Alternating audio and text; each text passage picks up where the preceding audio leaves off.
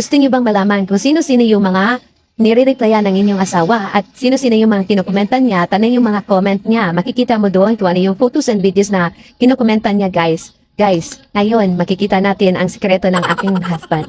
Alam ko naman ang cellphone niya, makakabukas naman ako dito kasi nga hindi naman niya nilalak yung yung cellphone niya kasi trust naman ako sa kanya. Pero gusto ko lang pong malaman kung ano yung activity history niya. Makikita natin dito.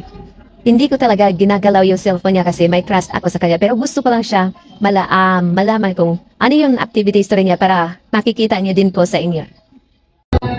So ngayon gagamitin ko po ang cellphone ng aking husband. So magkaalaman na talaga ngayon kasi ngayon lang ako gagalaw sa kanyang cellphones, guys. So tap lang natin itong Facebook account. Yan. So tap natin itong profile. Nanginginig ako, guys. So dito sa baba, tap natin ang settings and privacy. Ayan. Then itap natin ang settings. So scroll up lang tayo, guys. Then, hanapin natin dito sa baba, sa your activity, ang activity log. Ayan, so tap lang natin. So, so dito nyo na makikita, welcome to activity log. So, dito nyo lahat makikita yung mga Facebook activity history niya. So, makikita mo dito ang public post, tags, story activity, page likes. Ayan, so, dito, makikita mo din dito kung sino yung pinupusuan niya, guys. Ayan, all likes and reactions. So, tap natin ito. Tingnan natin. Wow!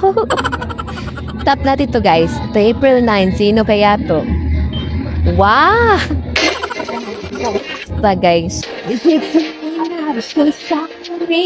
Si Alex Dixon. Idol talaga niya ito. Pinupusuan niya.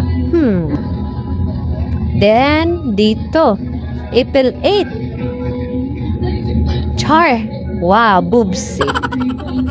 Pinupusuan niya din. Pusuan lang niya, guys. Mahilig ka pala, ha? Charot. Ayan, so makikita mo naman dyan kung sino yung pinupusuan niya. Then, video. So, dito tayo sa comments. Ayan. So, tingnan natin kung sino yung kinukomentang. Wow, chicks to April 8, chicks. Ayan. So, check natin dito, Ben. HR Red Horse Man good na. Na-reply ang girl. Hahaha, Modi ay. Wow. Okay. Kayo na.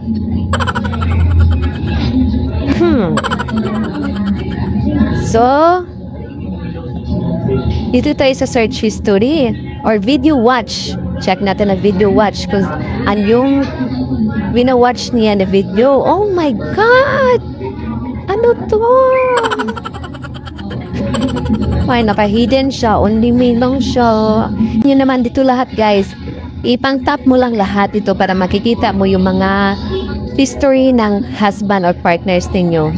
Ganun na po siya, guys, para makita nyo at pwede nyo nang iwan yung asawa nyo. Charot lang, guys, ha? Joke lang.